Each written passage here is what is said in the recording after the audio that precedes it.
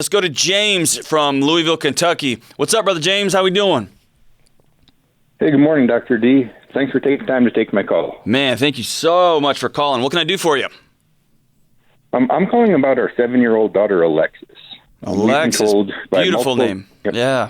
Tell me about Alexis. We've been told by multiple doctors she's had separation anxiety as well as anxiety in general. Mm-hmm. We've tried a lot of different things, but really just need help to get to the bottom of her anxiety and how we can help her out. So I'm active duty military, and Mom is a stay-at-home mom. And when Alexis was 1, I was deployed for about a year and moved back in with her parents while I was gone. Okay. And so when did y'all see symptoms of her anxiety emerge? So basically, ever since she was a baby, she was very needy, always needed to be held, wanted somebody around all the time. And it just kind of continued on from there. So basically her entire life. So tell me about the stress in your wife's life. So stress in my wife's life, I mean, she's a stay-at-home mom, has both Alexis, our oldest, and Madeline, our youngest, around all the time. And we're away from family most of the time, being stationed halfway across the country most times. So very small support structure in person. Okay. A lot of time talking to family and friends on the phone and things like that, but just that interpersonal, seeing somebody face to face and having that adult interaction. Back me up to when your wife finds out she's pregnant with Alexis. Y'all are excited. This is your first daughter. And then you get the deployment orders. Walk me back to that season, those few months there. Yeah. So actually, when we found out she was pregnant, we were actually pretty close to all of our support structure back on the East Coast. And then about halfway through the pregnancy, find out they're going to transfer me to California. So completely across the country. As soon as I get out there, find out we're deploying. So then we figure out, okay, well, what are we going to do? What's the best way to handle this? And that's when we made the decision. It's better for her to go back home and be close to her parents, my parents, all of her sisters for that support structure. Gotcha. And so then you're overseas. Were you in active combat? No, I was in Kandahar. Okay. So then you come back, and your daughter's how old, 2? Yes, she was. She turned 2 about a month after I got home. So you get back to California. Did your wife then turn around and fly back to move halfway across the country or all the way across the country to see you guys again, or do you move to New Jersey? What's your re-entry like? So I came back to Pennsylvania. That's where she was staying. I was gone. We spent about 30 days there, where we picked up the family and drove back across country to get back to our life in California. Okay. So paint me a picture of your daughter's 5, and you got a new little one in the house. What's an anxiety outburst that you experienced with her when she was 5, she was 6, she was 7? Walk me through something. So now a lot of her things always needs to be in control. If somebody else is trying to say, "Oh, we need to do this," no, I want to do it this way. I want to do it this way. So that is our biggest thing right now. Is like she's very bossy with her little sister. If we tell Madeline, "Hey, we need you to do this," Alexis will turn around and echo the thing to tell her to do it. Right. So what's a anxiety freak out look like? Just an absolute barn burn. She starts screaming, no, I hate this. Mm-hmm. I can't do this. We're not doing it.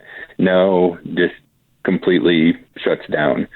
How do you guys respond? Most of the time, so a lot of the time, like we'll see it coming, so we'll take a step back, and we have a couple different things that we've done for, like, she had a calm down box. So, okay, Alexis, let's take a break for a minute, go to wherever you choose in the house, sit down, relax. We're going to come back to this in a few minutes. But when it gets to the screaming and I hate this and everything, it usually turns into, okay, go sit down in a room quietly for a few minutes and gather your thoughts. And then we re-engage after a few minutes of trying to get her to settle down and us settling down too, because it's pretty stressful on everybody. Right. Okay. So here's a couple things I just want to talk through in general, broad, and you may have heard this stuff. Have y'all seen different psychologists, medical doctors, counselors, all that? Y'all been through down all those roads? Yes. Okay. Is she on medication or anything right now? No medication. Okay. So you may have heard some of this. Some of this may be new. There's several things at play here. Number one, they've gone all the way back and done studies that show this sort of disruption and disconnection happens in utero, meaning that babies who are not yet born begin showing signs of anxious depression, ADHD, of what I would call disconnection. They start showing that in utero due to maternal stress. And so your wife, she's probably awesome. And her having this close family system in New Jersey and then suddenly getting packed up and moved across the country while she's pregnant, then her husband gets shipped across the country and we don't know what's going to happen, and is it this or is it that, and then she packs up and moves. So that's just me hearing as an outsider in 5 minutes. There's a lot of stress going on right there, and sometimes babies are used as numbing devices in that type of transition, or they are used. Can be pushed aside in close proximity, right? So they can be present but absent, meaning they can be sitting right there on the couch, but a mom is thumbing through her phone. A mom is talking to other people. A mom is on her computer, and the kid is right there in physical proximity. But they're not connected, right? They're communicating but not connecting is the way I like to say that. And so what a kid will start to do in really short order is they sense that kids co-regulate themselves till they're about 12 or 13, and I think it actually goes to about 25 or 30. They are only who they are in relationship to the people around them, particularly their mom and their dad. And when they sense any sort of gulf, any sort of disconnection, they backfill that with, this is my fault and I've got to do something to fix it. And that's where you see young children begin to rewire towards ADHD or to anxiety or to OCD. You nailed it. It's a control mechanism, right? They are doing whatever they can in their tiny little 5, 6, 7-year-old power to rebridge that gulf. And that can be expressing power. That can be telling their brother and sister what to be doing. That can tell you guys what to do, right? And so when I'm talking to moms and dads here, what I always want to back up and do a couple of things. Number one, let folks know that your daughter needs to know that her feelings are okay. The way she expresses them is not, right? And it is okay for her to feel scared, and it is okay for her to feel like she is losing control of the situation. And the sooner she can learn to articulate that without it becoming a hurricane or just a blizzard diarrhea storm all over the house, then you can get into controlling the behavior part. Does that make sense? It does. And kind of that makes sense too, because at school and everybody, they all say, "Oh, she's great. She always listens. She does what she's supposed to." So right, that outlines that too. So she is safe in those contexts, right? And not in the dad's an army man safe, or not in the mom's beating her up safe. That's not what I mean by safe, but I mean relationally tethered. She's got a teacher who always shows up, who is always there, who always looks her in the eye. She's got her same knucklehead friends that are always there, always engaged in whatever shenanigans they're going to be engaged in, but she can count on that, and she's able to put the control, that control wand down, right? And when she enters back into her home space, that's when she enters back into that gulf, and she feels like, I've got to keep this sucker held together, right? And so what I like to remind parents of is this. Kids crave, with every fiber of their being, they crave boundaries, desperate for boundaries. And they will bang their head and fist and furniture up against those boundaries to make sure they hold. School often provides that for them. Church sometimes provides that for them. dance class or baseball practice, those provide those boundaries, and they are whole and they are firm. And so when she's in your house, she's going to be banging up against those boundaries all day long, right? And if she feels like that boundary is wavering, if it's going to fall over, if she's got somebody challenging, hey, your feeling's not real, that boom, it falls. The fence falls over, and that's when you get into those stone freakouts, right? Those I hate you, I hate everything, because that's just like an emotional volcano, right? And when you're a young child, you just can't rein those in sometimes. So I want to be real careful about using go away as a response to a child in an anxious moment. Anxiety is a disconnection disorder. It's the way your brain copes with being disconnected, even if you're disconnected in a crowded room, even if you're disconnected on the same couch. So what are some things some psychologists and counselors have told you guys to try? So times they say, obviously she doesn't like surprises. So saying, hey, tomorrow we're going to do this. In a couple hours, we're going to do this, not surprising her with something new. So planning things out, using visual charts for like a bedtime routine, to say, okay, you need to brush your teeth. Setting those routines is one of the big things that they have said will help. And then also